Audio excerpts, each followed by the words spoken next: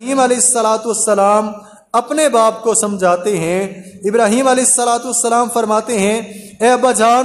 تم ان بتوں کی کیوں عبادت کرتے ہو اور کیوں ان کو سجدہ کرتے ہو، کیوں ان سے سوالات کرتے ہو جو نہ تو گفتگو کرتے ہیں، بولنے کی صلاحیت رکھتے ہیں، نہ سننے کی صلاحیت رکھتے ہیں، اور یہ پتھر ہیں، نہ یہ نفع دیتے ہیں نہ نقصان دے سکتے ہیں، اور کس لیے تم ان کے سامنے یہ انواع و اقسام قسم کے کھانے رکھتے ہو جبکہ یہ کھاتے بھی نہیں ہیں، پیتے بھی نہیں ہیں۔ اور ابراہیم علیہ السلام کا والد جو آزر تھا وہ بات سمجھنے کی بجائے الٹا غصہ ہوتا، ناراض ہوتا، اور ابراہیم علیہ السلام اسی طرح اپنی قوم کو بھی یہ بات سمجھاتے، اور قوم بھی سمجھنے کی بجائے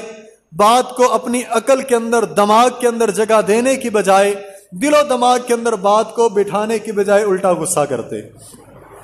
ابراہیم علیہ السلام اسی طرح وقت گزرتا گیا، لوگوں کو اور اپنے باپ کو سمجھاتے رہے، تو ابراہیم علیہ السلام نے کہا کہ دلائل سے اب سمجھانے کی بجائے ان کو پریکٹیکل اور عملی طور پر سمجھانا پڑے گا۔ تو پھر ابراہیم علیہ السلام نے بتوں کو توڑا، اور بتوں کو توڑنے کا واقعہ معروف ہے